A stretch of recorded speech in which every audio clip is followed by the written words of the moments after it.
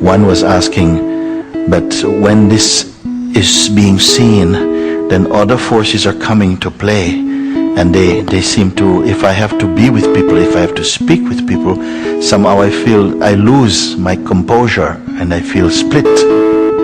How is it possible?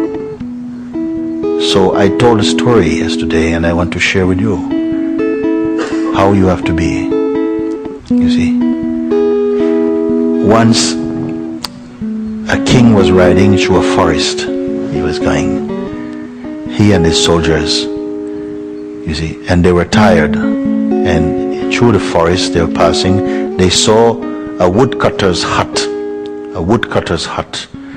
and so they made to go near to the woodcutter's hut. When they got there, they wanted water, they were thirsty. So the woodcutter called his daughter, and the daughter appeared, and she was beautiful, young and beautiful. And as soon as the king saw her, he fell in love with her. Now even his thirst is gone. Then he says, who is this? The woodcutter says, it's my daughter. He says, she has to become mine. Now the poor woodcutter is a very simple man, and he knows this is the king. But he also knows that his daughter, she has a lover also. And they see each other, very much in love with each other. But he cannot tell the king this. So he bends to the king's command, actually. And the king takes the girl. He says, you must come with me, you are to be my wife. But she's not in love with him. You see? So he goes with her, and he marries this girl, and he's with her, and she's married and dressed like a queen. This is the new queen and everything like that. But her heart is not in the palace. Then he says, why are you so unhappy? You have everything, I've given you everything. Why are you not happy? She says, can my father and my brother come to work also in the palace?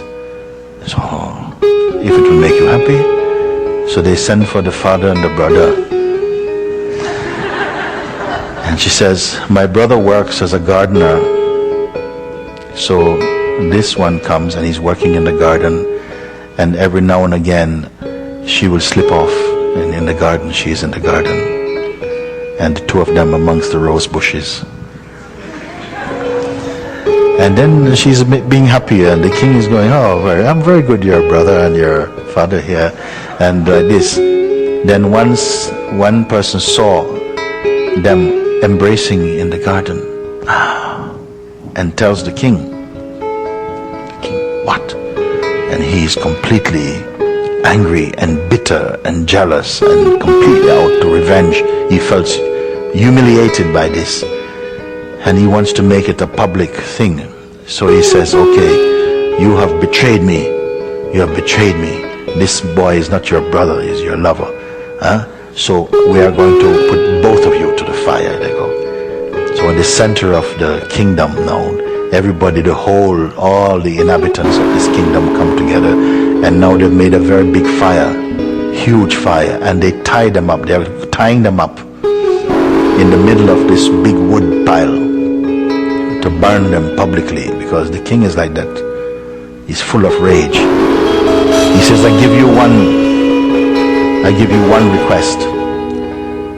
He says, thank you. She says, tie us up facing each other. She says, okay. So they tie them up facing each other like this, and then set the fire, the biggest fire.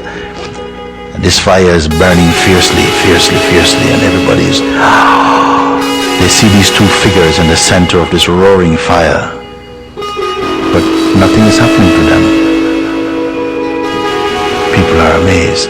He says, put more wood. They put more wood, gasoline, big fire, and still there's those figures in the center of this roaring fire, just there, untouched.